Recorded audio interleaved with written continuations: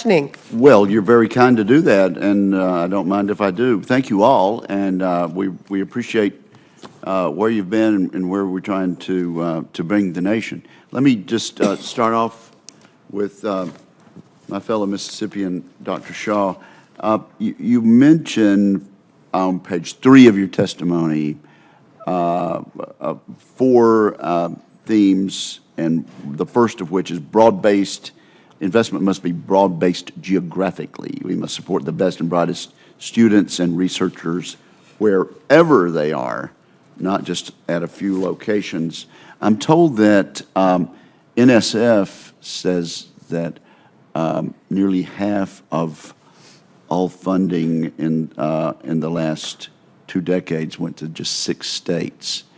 I guess that's what you're talking about in terms of being broadly funded geographically. So how is this a problem, and speak to what we might be able to do about that, Dr. Shaw. Thank you, Senator Wicker. No one would argue that we all have talented and intelligent students and researchers in every state in the nation. If we as a nation intentionally set out to fully reach our potential, every young person must be given every opportunity to reach that potential. The established program to stimulate competitive research at NSF and EPSCoR-like programs at NIH, DOD, USDA, and other agencies are specifically designed by name to stimulate competitiveness in research across the nation. These programs have and continue to evolve and do just that, and are fine examples of how to ensure that every student has a place at the table.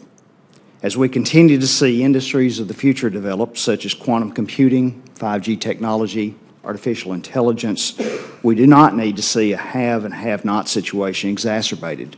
It is only in the best interest of our nation for all to be haves. Well, tell us about EPSCoR.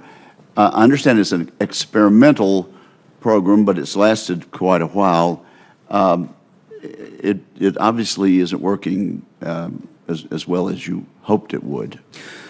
Well, I think a lot of that depends on how you define working, because the states that are receiving EPSCoR funding, either through the Track 1 or the Track 2 and Track 3 programs, certainly have used those funds effectively to be able to develop graduate assistantships, to be able to have researchers develop, and in a hyper-competitive environment, as several of the speakers have referred to, our states are continuing to be able to compete because of that. Now, have they gained ground? No, in many cases that's not the case, but have they lost ground?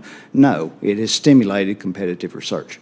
Dr. Sylvain, is this a problem, geographical inequity, and how is EPSCoR working? Well, I think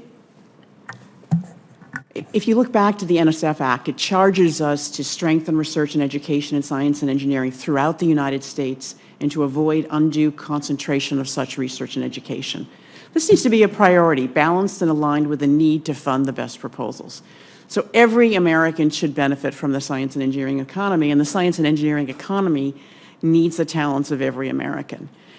Now, that's something that spans all sorts of different levels. We've recently issued a skilled technical workforce report that talks about the need for STEM-capable workforce everywhere in the United States, that every job needs more STEM than they used to, but right now there's a whole bunch of jobs that require not a 4-year degree, but require maybe 1 or 2 years post-high school, if done in concert with what we were talking about earlier in the testimony of working together with industry and partnerships with community colleges and partners with higher ed and partners with the local school districts and the local government. So should we be concerned that over 20 years, more than 1/3 of all federal research funding has gone to 2 states?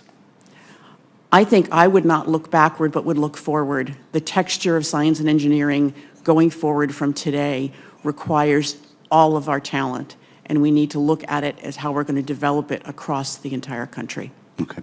Thank you. Thank you, Mr. Chairman.